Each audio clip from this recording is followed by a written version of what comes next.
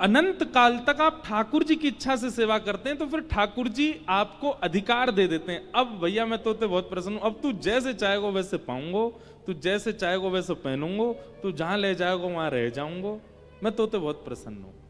पर उसके लिए आपको पहले वितृष्णा मति देनी पड़ेगी, इच्छा रहित मति,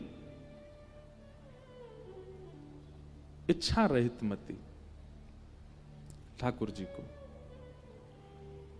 मैं अपनी तृष्णा रहित भक्ति मति आपके चरणों में अर्पित कर रहा हूं। कई लोग भीष्म पितामह की स्तुति को एक अलग ढंग दे देते हैं। कैसे? भीष्म पितामह ने बाणों की सैया पर लेटे लेटे कहा, बोले नाथ मैं प्राण त्यागने से पहले अपनी एक अंतिम इच्छा पूरी करना चाहता हूं। ठाकुर जी बोले तुम्हारी अंतिम इच्छा क्या है बताओ? तो भीष्म पितामह कहते हैं मेरी एक बेटी है, वो कुंवारी है, उसका ब्याह नहीं हुआ है, मैं उसका ब्याह करना चाहता हूं।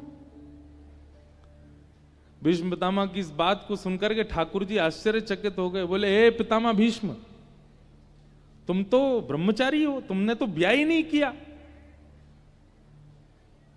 और बिना ब्याह के तुमको कन्या कैसे हो गई, बेटी कैसे हो गई? भीष्म पितामह मंद मंद मुस्काते हुए बोले नाथ, बिना ब्याह के प्रत्येक जीव को आपने एक बेटी दे रखी है। कौन? मति, बुद्धि, मन। ये एक बेटी है, सबकी बेटी है। माताओं के लिए इसको बेटा कह लो और भाई लोगों के लिए ये बेटी है। कौन? मति।